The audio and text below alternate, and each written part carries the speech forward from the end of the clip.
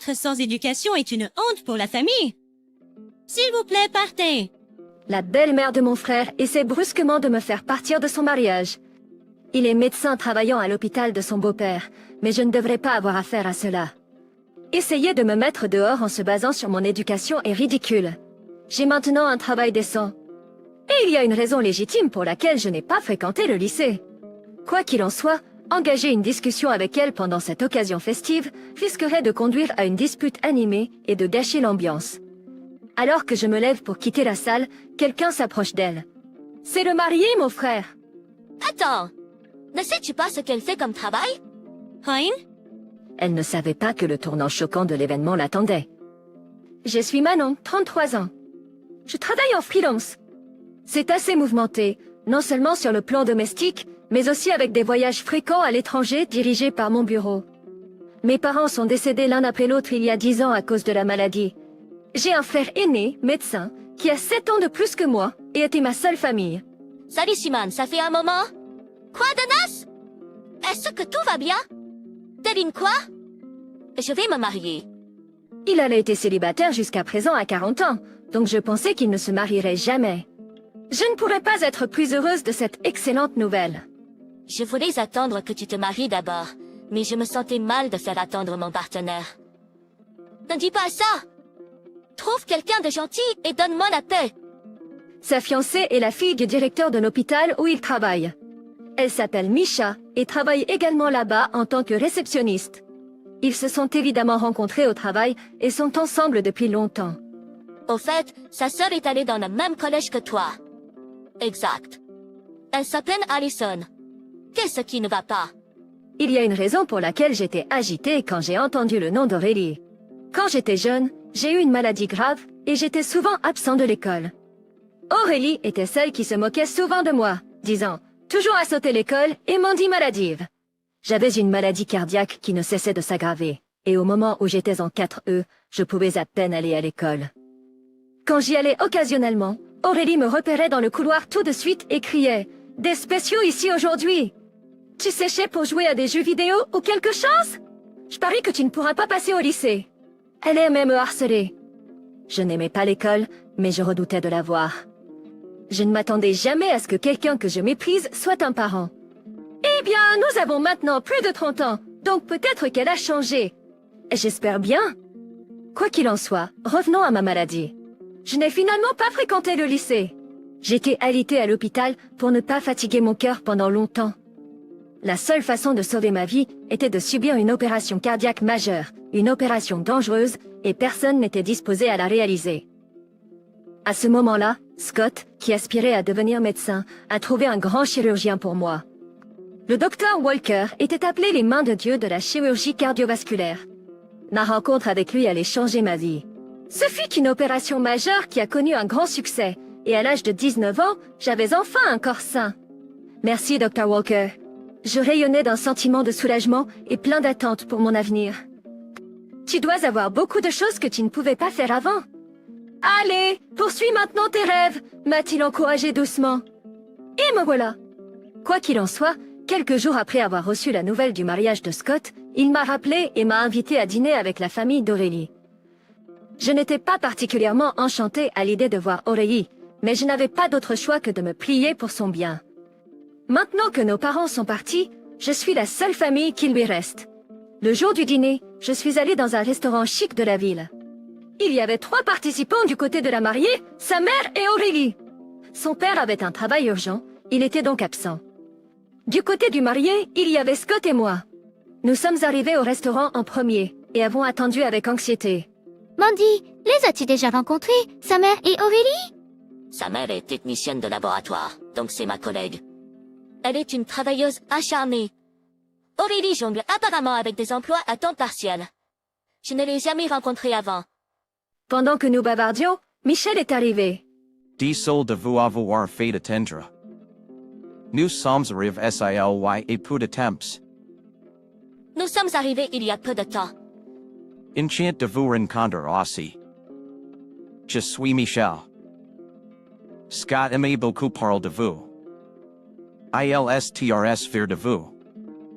Je suis vraiment content que vous puissiez très LCE soir. Michelle était une femme mince et belle, et semblait terre à terre. Elle était joyeuse et bien parlée. Je pensais qu'elle était parfaite pour Scott, qui était un peu timide et réservé. Elle regardait religieusement Grey's Anatomy, et nous avons tout de suite sympathisé en partageant les mêmes centres d'intérêt. J'étais contente que nous semblions bien nous entendre quand sa mère et Allison sont arrivés. Sa mère était une femme élégante avec un caractère vif, probablement parce qu'elle était toujours active dans sa carrière. Ravi de vous rencontrer, Manon. Je suis Cécile. J'ai entendu dire que vous et Aurélie avez fréquenté la même école. J'ai beaucoup entendu parler de vous. Je pensais que cela ne devait pas être quelque chose de bon venant d'elle. J'avais un mauvais pressentiment. Cela fait longtemps, Manon. Comment ça va? Elle semblait plus mature et ne faisait pas de remarques cinglantes comme elle le faisait au collège. Au lieu de cela, elle dégageait une atmosphère joyeuse et lumineuse. J'ai poussé un soupir de soulagement, confiante que les choses se passeraient bien d'une manière ou d'une autre. Étant un restaurant chic et tout, la nourriture était excellente. Les ingrédients et l'assaisonnement étaient au parfait, et nous avons apprécié la nourriture et la conversation. Scott et Misha étaient ensemble depuis longtemps, donc ils étaient synchronisés et avaient l'air parfaits ensemble. Après le dîner, ils ont quitté la table pour profiter du jardin du restaurant. Une fois partis, Allison a changé radicalement. Tu ne fais toujours rien à la maison? Vraiment? Tu n'as même pas terminé le lycée? Apparemment, la personnalité des gens ne change pas tant que ça en grandissant. Mon humeur agréable précédente a été instantanément anéantie. Pourtant, je voulais dissiper le malentendu, alors j'ai essayé d'expliquer. Je parie que ton travail n'est rien de spécial. C'est ton habitude de négliger les responsabilités, après tout. J'espérais que Catherine, qui écoutait tranquillement, viendrait à mon secours, mais elle était encore pire. Tout le monde dans notre famille a un diplôme universitaire. Scott est le bienvenu, car il est diplômé de l'école de médecine et est devenu médecin. Mais toi tu es. Je veux dire. Eh bien, tu n'as pas terminé le lycée, donc ton éducation s'arrête au collège, n'est-ce pas? C'est incroyablement honteux. Et je ne veux rien avoir à faire avec quelqu'un qui a la mauvaise habitude de se relâcher. C'est ce que disent tous les fainéants. À mon avis, le simple fait de savoir que ton frère est un médecin et que tu n'as pas terminé le lycée en dit long sur qui tu es. Eh bien, n'assiste même pas au mariage. Nous ne pouvons pas avoir une personne sans éducation comme l'un de nos proches.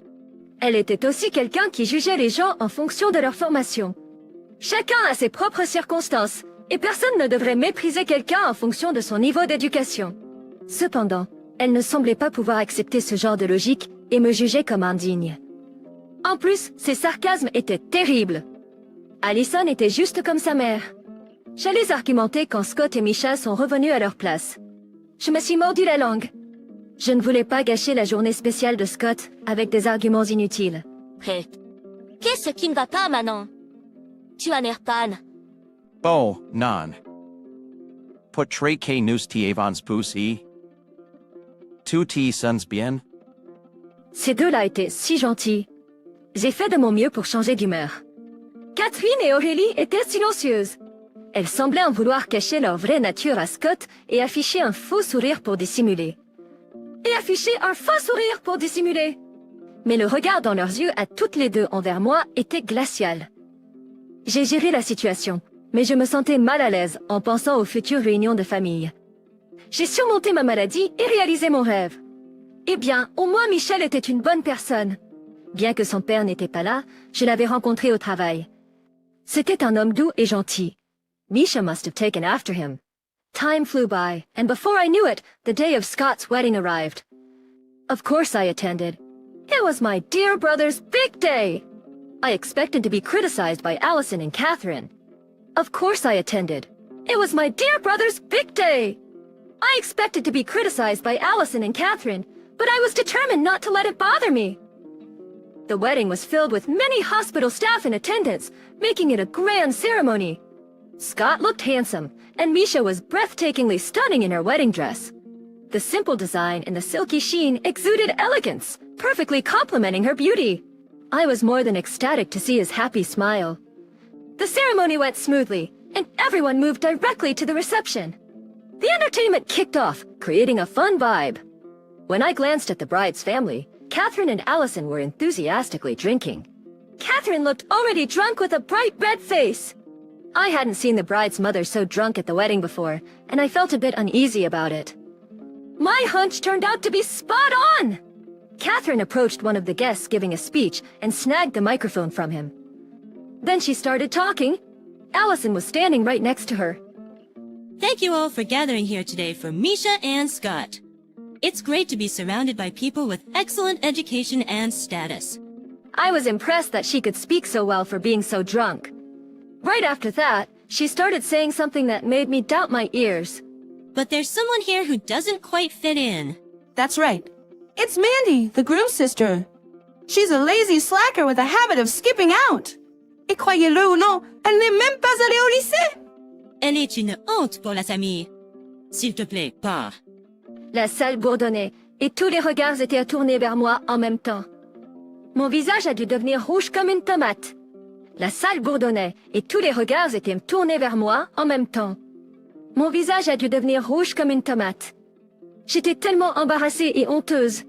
C'était le mariage de mon frère et il voulait me mettre dehors? Essayer de me virer à cause de mon éducation? C'était tellement bas! En plus, ces informations étaient incorrectes. Mais ne voulant pas gâcher le grand jour de Scott, je me suis levée pour partir quand quelqu'un s'est approché de Catherine. C'était Scott. Attendez! Ne savez-vous pas ce qu'elle fait comme travail? Hein? Allison s'est exclamée à côté de Catherine. Son travail? Je sais. Elle est à mi-temps. Elle est sans éducation, donc elle ne peut travailler que dans des emplois de bas niveau, n'est-ce pas? Ensuite, une autre personne s'est précipitée sur les lieux. C'était le père de Michel, le docteur Marcel. Vous tous, honte à vous.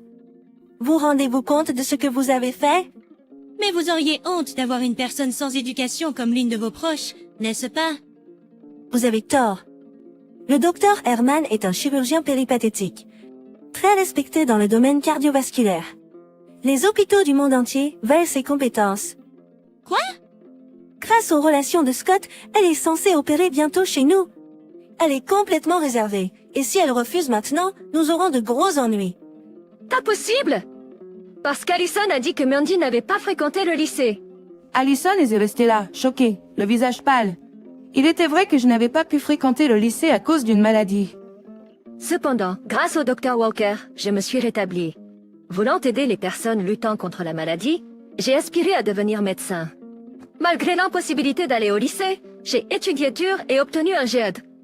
J'ai même intégré une prestigieuse école de médecine et réussi l'examen de licence médicale. Par la suite, j'ai été formé sous la direction du docteur Walker et reconnu comme un chirurgien cardiovasculaire compétent.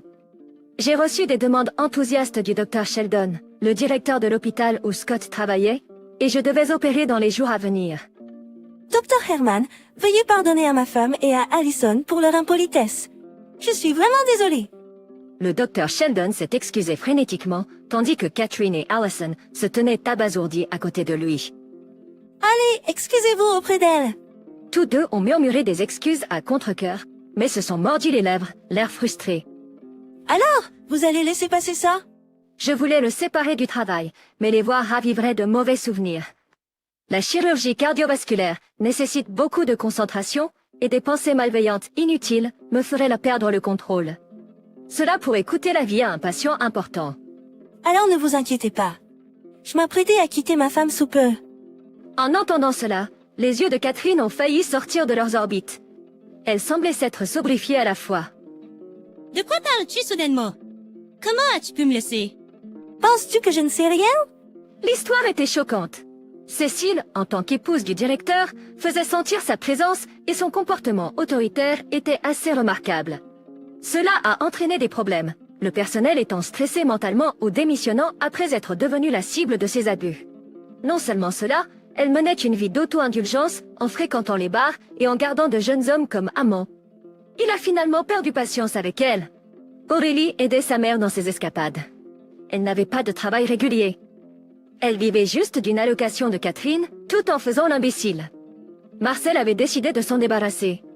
Si c'était le cas, je n'avais pas besoin de m'en soucier. Les autres invités retenaient leur souffle, écoutant les échanges. À la fin, ils ont compris qui était en faute, et un murmure de voix a commencé à se propager dans la foule. Waouh, c'est terrible. Mère et fille causant des problèmes ensemble à l'hôpital. Ce sont elles qui devraient partir. Tout le monde regardait Cécile et Aurélie avec mépris. Ils ne pouvaient plus le supporter et ont fui l'endroit. La réception a continué avec ceux qui sont restés, et j'étais soulagée de constater que l'atmosphère était redevenue chaleureuse et accueillante. Je suis désolée, Manon. Je n'ai pas réalisé plus tôt. Je suis tellement désolé. Mamianiti or li tient dit de choses terribles. Tu ni umratis reine de taud a. J'étais certain que nous aurions une bonne relation tous les trois à l'avenir. Après cela, le docteur Sheldon a demandé le divorce et s'est séparé de Catherine. Elle a également été renvoyée de son travail à l'hôpital. Le docteur Sheldon a refusé de lui donner plus que ce qui était indiqué dans le contrat de mariage. Allison a également été coupée par lui. Selon la rumeur, ils vivent compte dans une maison modeste et travaillent à temps partiel pour joindre les deux bouts. Catherine a été larguée par ses amants dès que sa richesse a disparu. Je continue à travailler en tant que chirurgien. Je travaille maintenant avec Simone à l'hôpital du Dr Sheldon pour aider ceux qui souffrent de maladies graves. Récemment, je me suis bien entendue avec un collègue de Simone et nous avons un peu flirté. Je ressens une prémonition heureuse en ce moment.